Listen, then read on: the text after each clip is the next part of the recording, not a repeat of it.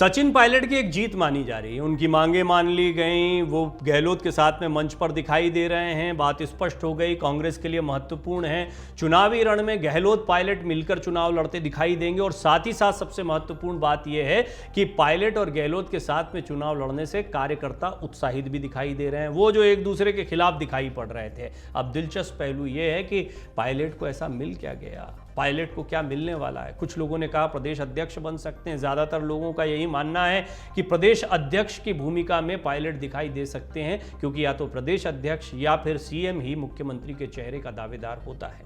हालांकि screening committee भी अपने आप में बहुत महत्वपूर्ण होती है। अब कोई ये कहे कि क्या गोविंद सिंह डोटासरा मुख्यमंत्री के चेहरे के तौर पर देखे जाएंगे, तो कोई बात को स्वीकार नहीं करेगा, कांग्रेस में भी नहीं स्वीकार करेगा, लेकिन डोटासरा बहुत महत्वपूर्ण है, इस वक्त वर्तमान में अध्यक्ष हैं। अब एक महत्वपूर्ण बात यह कि प्रदेश अध्यक्ष क्यों नहीं बन सकते सचिन पायलट, ये समीकरण समझने जैसा है। जी हां, इसकी बहुत गंभीर वजह है और सचिन पायलट खुद भी इस बात को जानते हैं। पार्टी का जीतना जरूरी है, उनका अध्यक्ष बनना या नहीं बनना ये कोई बहुत विशेष महत्व की बात नहीं, लेकिन फिर भी आपको बता दें कि गहलोत के अध्यक्ष रहते हुए पार्टी ने अच्छा प्रदर्शन किया है। ऐसे में अभी जो मैं आपको डिटेल्ड एनालिसिस देने वाला हूं, जिसमें आप जान पाएंगे कि वर्तमान में उनको प्रदेश अध्यक्ष बनाने की जल्दबाजी क्यों नहीं की गई या क्यों इसके कम चांसेस लगते हैं कि उनको प्रदेश अध्यक्ष बनाया जाएगा, ये समझने जैसा दिलचस्प पहलू है। सबसे महत्वपूर्ण बात यह है कि दो जो जातिगत समीकरण हैं वो राजस्थान में चुनाव को जमकर प्रभावित करते हैं। आप जानते भी हैं, जाट और गुर्जर वोट बैंक। सचिन पायलट एक गुर्जर नेता के तौर पर उभर कर सामने आए। आपको याद होगा भारत जोड़ो यात्रा के दौरान जब दौसा पहुंचे थे राहुल गांधी, तो हमारा सीएम कैसा हो, सचिन पायलट जैसा हो, और उससे पहले जो विरोध प्रदर्शन शुरू हुए थे उसी में गुर्जर नेताओं ने तमाम कहना शुरू कर दिया था कि हमने सचिन पायलट को या कांग्रेस को वोट इसलिए नहीं दिया था कि आप हमें उप मुख्यमंत्री देंगे, हमने वोट इसलिए दिया था कि गुर्जरों को उनका मुख्यमंत्री मिलने जा रहा है।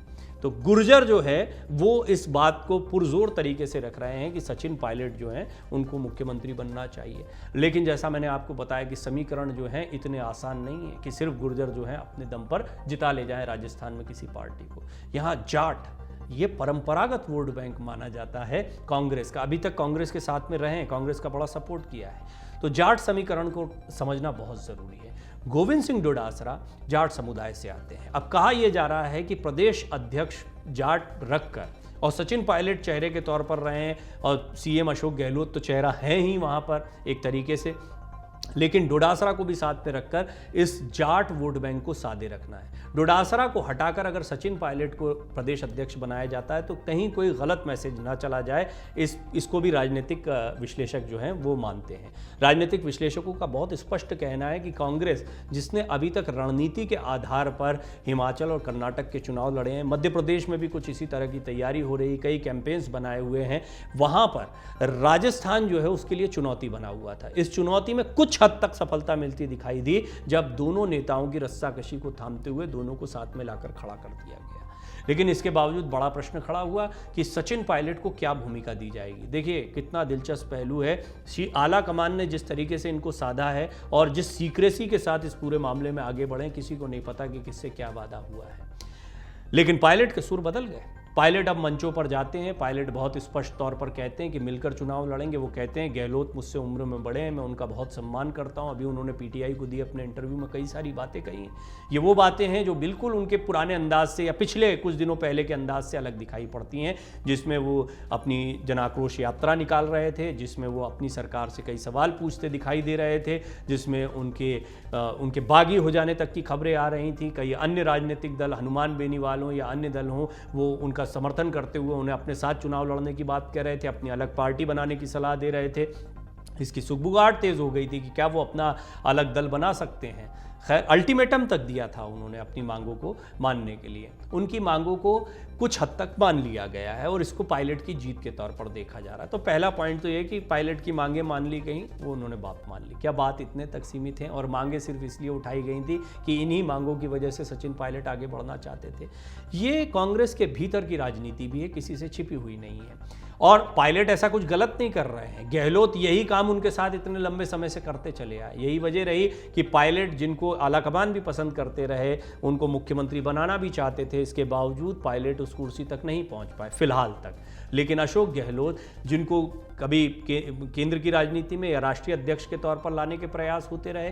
पिछली बार ही सचिन पायलट का चेहरा जब सामने था तो मुखरता से युवा चेहरे को आगे बढ़ाने की, इस सब के बावजूद सारे समीकरणों को किनारे करते हुए अशोक गहलोत मुख्यमंत्री की कुर्सी पर बैठते रहे। वजह उनकी विधायकों पर ऐसी पकड़ है जिसके बाद ज़्यादातर विधायकों का समर्थन उनके साथ दिखाई देता है। उदाहरण के लिए संख्या बल की बात को समझ लें। महाराष्ट्र में तो आप संख्या बल से अब इतने वाकिफ हो चुके हैं।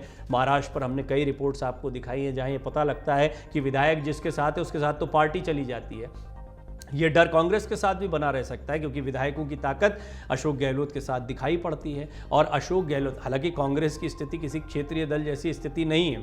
कांग्रेस सबसे पुरानी पार्टी है, उसका शीर्ष नेतृत्व ऐसा है जिसको ओबे करने की बात कम से कम अशोक गहलोत भी कहते हैं। सचिन पायलट भी उनके खिलाफ कभी जाते नहीं दिखाई दिए। राहुल गांधी, प्रियंका से उनकी काफ़ी नज़दीकी दिखाई देती है। उनकी कई मुलाकातें भी इस पूरे सियासी घटनाक्रम के दौरान होती रही हैं।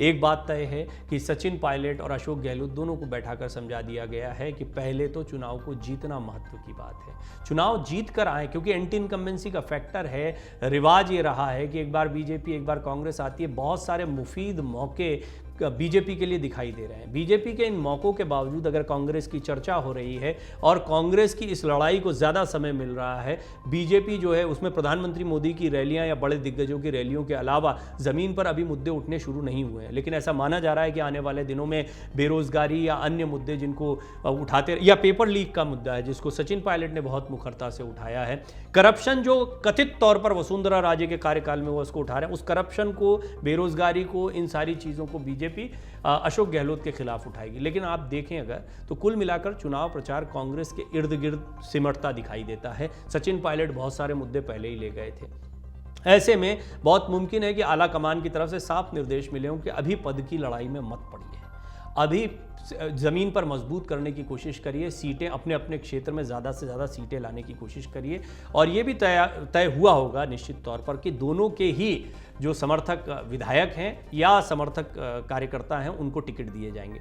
टिकट की लिस्ट जल्दी आ जाएगी, इसको लेकर अशोक गहलोत भी बार बार बोलते रहे। सभी नेताओं के मन में, तो खासतौर पर इन दोनों दिग्गज नेताओं के जहन में बहुत स्पष्ट चल रहा है कि टिकटों की जब मारामारी शुरू होगी उसमें किसका कितना जोर चलता है।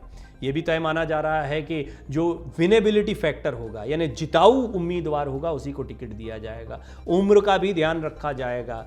युवा नेतृत्व को आगे लाने की बात कही जा रही है। आप देखिए कि मल्लिकार्जुन खड़गे ने बैठक, जो महत्वपूर्ण बैठक हुई थी कांग्रेस की, उसमें स्पष्ट तौर पर संकेत दे दिया अशोक गहलोत को कि आपको युवाओं की आकांक्षाओं का भी ध्यान रखना चाहिए। ये एक तरीके से उनके लिए निर्देश भी था, एक तरीके से उनको एक हिदायत और नसीहत भी दी गई थी कि आप अपनी मनमानी हमेशा नहीं कर सकते, अब युवाओं को भी आगे करने का मौका देना चाहिए।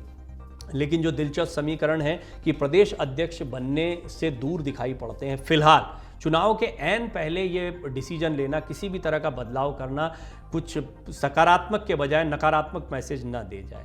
अभी जिस स्ट्रैटेजी से कांग्रेस आगे बढ़ रही है उसमें ये बात स्पष्ट है कि जनता के बीच में अपनी अपनी बातों को रखने में अशोक गहलोत और सचिन पायलट कुछ हद तक कामयाब दिखाई दे रहे हैं। आने वाले दिनों में इसका कितना असर बरकरार रहता है ये देखने वाली बात होगी। लेकिन पार्टी अध्यक्ष पद पर तैनाती, फिर इसके बाद में किसी एक गुट में निराशा होना, और ये जाट गुर्जर का समीकरण है, ये बहुत महत्वपूर्ण है। कांग्रेस चाहती है कि गुर्जर वोट उनके साथ में बना रहे, जो कई बार छिटक जाता या छिटकने का डर भी सता रहा था अगर सचिन पायलट दूर होते हैं तो। और ये बहुत डिसिसिव हो सकता है, बहुत सारी सीटों को प्रभावित कर सकता है।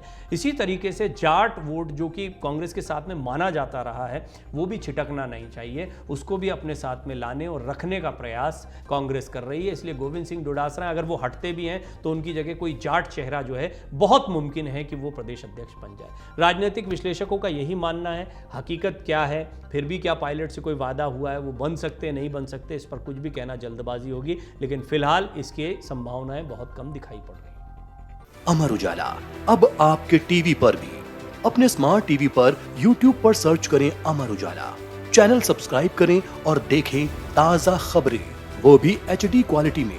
और हाँ, बेल आइकन दबाना ना भूलें ताकि हर खबर हो आपके घर। अमर उजाला, निष्पक्ष, निर्भीक, निरंतर।